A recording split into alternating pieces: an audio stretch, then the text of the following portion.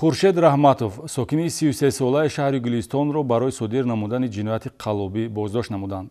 گمان بر شده با وعده پرداخت فایز از فایده تجارتی باوری 7 ساکنی شهر گلستان را سوء استفاده کرده مبلغ‌های کلان پولی را به دست آورده به احتیاجات شخصی صرف نموده است.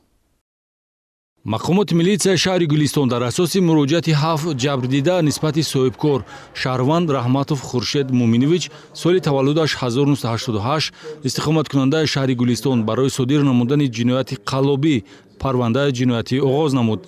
گمان بر شده با وعده به دست آوردن فایده از تجارت دارووری و یا خرید و فروش خانه به باوری شهروندان در آمده از آنها مبلغ پولی به دست آورده در ابتدا فایده پولشان را پرداخت نموده من بعد تنی پول را به احتیاجات شخصی استفاده برده است. جبردیده ها به ثبت ویدیویی معلومات دادند که داد و گرفت پولی بین آنها و گمان بر شده خورشید رحمتوف از ماه نوامبر سال 2020 آغاز و تا ماه ایون سال جاری ادامه یافته است. آنها با امید به دست آوردن فایده نقدینه‌های پولی را به اختیار صاحبکار گذاشتند.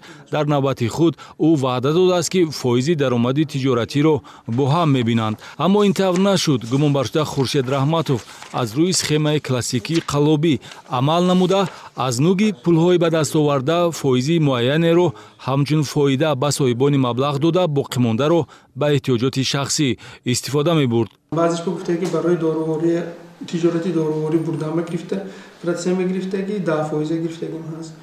مثلا بعضیش با 20 روز بگشته میتیم پراتسیمش گفته گرفتگیم هست، 15 روز گرفتگیم هست، بعضیش با یک ماه گرفتگیم هست. لیکن تا این جانب که تا هم پراتسیمتاشو داده گشتگیم یکم پرابلم نیست. اون که مثلا همین موبایل 3 ماه 4 ماه مثلا فایزش گرفته نتونسته یا یک مثلا ماه سپتامبر بسیارش دادگی ندادگیش است. الانش مثلا اومده عریضه کرده. اگر حساب کنیم بسیاری وقتی مثلا نمیدونم چند کس تقریبا یک 20 کس 25 کس هستن.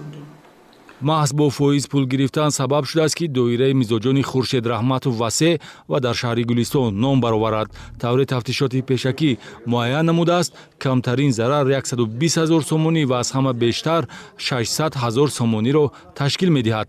عین حال 7 عریضه در پرونده رسما به قید گرفته شده است که ضرر عمومی به جبردیده‌ها رسیده 2,91,000 سومانی را تشکیل می‌دهد. از روی حادثه با ماده 247 قسم 4 کدکس جنایتی پرونده جنایتی آغاز گردیده نفرانی با خورشید رحمتوف داد و گرفت پولی داشته یا از کردارهای او ضرر دیده می‌توانند طریق تلفن باوری 62222 زنگ زنند یا به مقامات ملیسیا محلی زیست خود خبر دهند.